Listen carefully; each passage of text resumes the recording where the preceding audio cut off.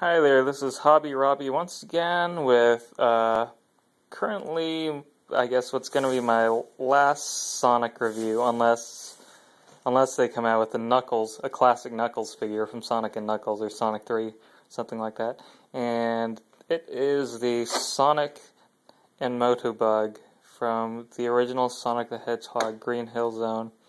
Now, the first thing that Sonic fans will probably notice is that this is not the old school Motobug that we know, but one Motobug is better than no Motobug. So, you know, whatever works.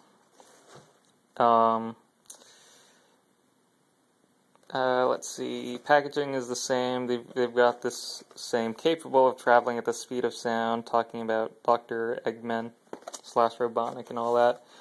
This feature is Green Hill Zone in the background. Was it? Yeah, Green Hill Zone was the first one. So this is essentially the one that started it all. So yeah, let's get this open. Hopefully I can open it in a way that kind of preserves the art. Let's see. I'm trying to open it like I opened Sky Sanctuary. Oh, and also I've kind of started a new review style, if you will. I've got my, I'm still using my cell phone camera, but I've got it attached to my harmonica rack, kind of for a point of view perspective, so yeah, let me know if that's working alright. Okay, so there's your Green Hill Zone snapshot.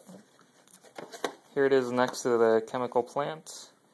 Here it is next to the Sky Sanctuary.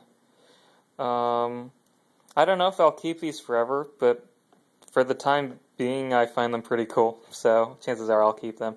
And I don't really anticipate getting the modern Sonic or Tails or Knuckles or, you know, any of the other Hedgehogs or whatever characters they are. I don't really anticipate getting those figures at this point, just because I never really, you know, I'm a Genesis guy at heart, what can I say?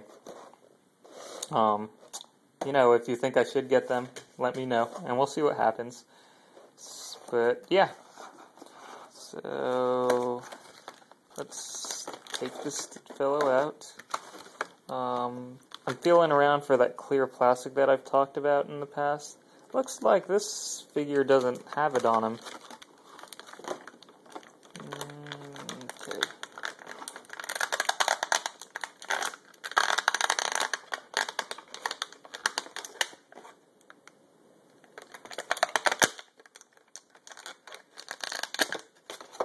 Well, that's pretty painless.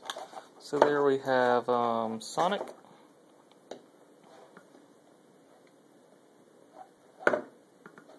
We'll get to him later.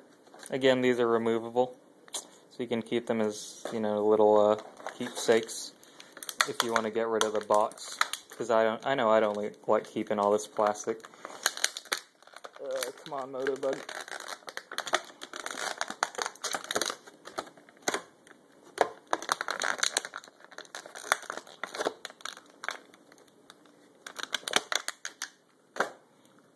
Okay, Sonic and Motobug. We'll start with Sonic.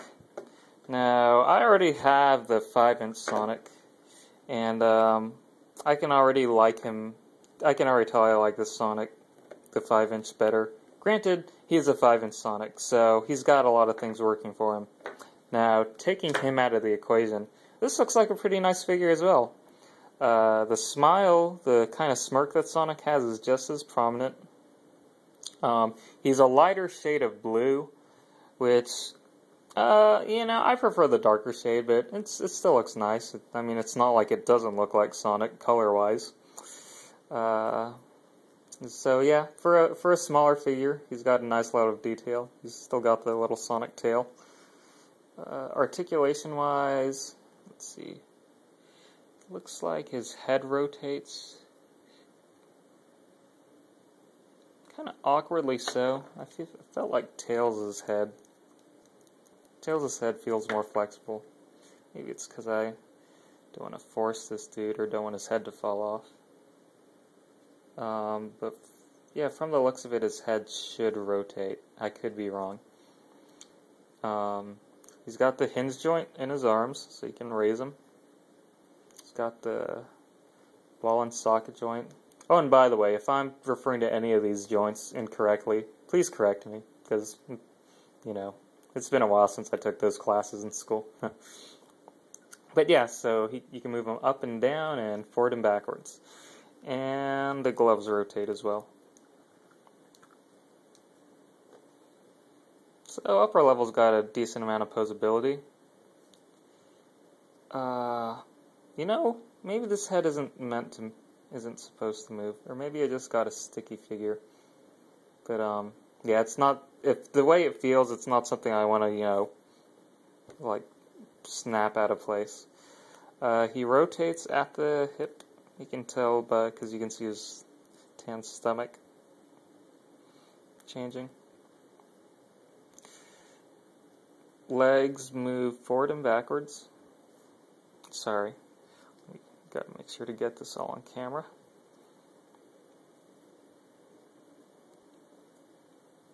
Yep. You can move forward and backwards, and then you can rotate them. 360. His shoes should be able to move too. Tails of shoes move, so I can't imagine why this one wouldn't. Now, if you have big fingers, you might have trouble rotating the shoes, just because it's hard to keep the leg in place while you rotate them. Okay, yeah, they rotate. Huh. Now I got a kind of gimpy looking Sonic. But yep, shoes rotate as well. So overall, a nice little Sonic figure. Probably not as nice as the more detailed, larger ones, but still pretty nice for something small. And you know, I haven't heard the best things about the smaller collection with all the classic Sonic characters. I know it's a Toys R Us exclusive. I think those are 2-inch or 2.5-inch collections.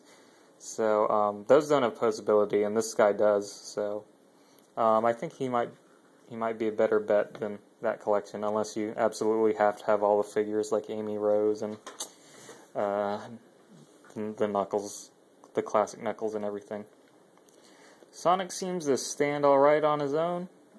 Again, you might have to kneel him kind of forward because of all the weight that his spines cause.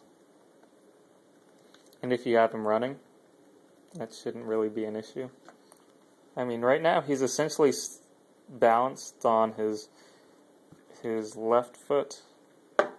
Oh, well, he was balanced for a little bit. Yeah, something like that. He's not going to have as much posability as this guy, especially because this guy's got elbow joints, but you can still do a decent amount with him. Now, the Motobug is, even though he's not the classic Motobug, he looks alright. I have seen reviews of people complaining that, you know, if you make a Motobug, if you make a Badnik with a wheel in here, you should at least have the wheel spin. I'd have to say I agree with that. And if you don't make it spin, it should at least be able to stand up on its own. But this guy doesn't have a wheel that spins, nor can he stand up straight. So if these two were 8s out of 10s, I'd have to give this guy, I think I'd have to give him a 6 out of 10. He's not the classic Motobug. He can't stand up straight. The wheel doesn't, I mean, it seems like an obvious choice to have had it at least be able to rotate. And on top of that, I mentioned this in the Tails video, I'd like the Badniks to have a closer size to the hero characters, to Sonic and Tails and Knuckles and what have you. Now he is larger. He looks larger than the Grabber, which is nice, but that doesn't really overcome the other flaws he has. So I'll have to give this dude probably what did I say earlier? 6 out of 10? Yeah. So I'll give him a 6 out of 10. Sonic, I'd give him I'll say a 9 out of 10. I mean, I want to say 8 out of 10, but I'm also comparing him to a 5-inch, which isn't really fair for a 3-inch figure. But yeah, other than that, I mean, they're nice figures. The Motobug doesn't really... Yeah, he's not great, but he's a badnik nonetheless, so it's nice to have extra badniks, so you don't just have a bunch of, you know, Sonic and Tails figures kind of hanging out without any threats. And, yeah, this is the figure that I got out of the Sonic Adventure Sonic package. I guess I'll review him here too. Because I haven't really played Sonic Adventure yet, I only got my Dreamcast like last year, and haven't really played Sonic Adventure. But I don't really have anything to base him on, so I guess I can't review him. But he does seem like another dude that I would have hanging, like I would the Grabber, and maybe, you know, have him being spooky around Sonic and Tails and whatnot. So yeah. Out of all the Sonic figures I have thus far, I want to say Tails might very well be my favorite. I'm not going to bother standing them all up, but Tails I like a lot. I like the 5-inch Sonic a whole lot, pretty much. Those two would probably be my favorites. I like Robotnik for the sake of having Robotnik. I understand why he doesn't have as much posability as these agile little fellows, so that's fine. And I love the fact that he came with not one, but 2 Egg Robos. I left the other Egg Robo in the office, so he's not here. So, I mean, 3-inch Sonic is the black sheep of the bunch, but he is by no means a bad choice to get. I did get him at Toys R Us as well, so I think he was about $10, whereas Tails from Target was $8. So, but as I said before, Toys R Us generally has it basically had a Sonic section. Target doesn't have something like that. I mean, Toys R Us had him, and they had, you know, his comics off to the side, and they basically had a video game action figure section with, I think it was like Halo, Mario, Sonic, some other dudes. So, Toys R Us easier to find, Target cheaper, so take your pick. So, yeah, that's basically it. That's pretty much all the Sonic figures I've gotten in the past, you know, I guess week. And it's the only period of time in my life that I've gotten Sonic figures. It's kind of funny. But anyway, yeah. Next up, I'll probably get my bouncer from the office and review my Big Daddy. I don't have him here right now, though, so. And who knows, maybe I will get another Sonic figure. So anyway, yeah. This is Hobby Robbie. Thanks again for watching. See ya.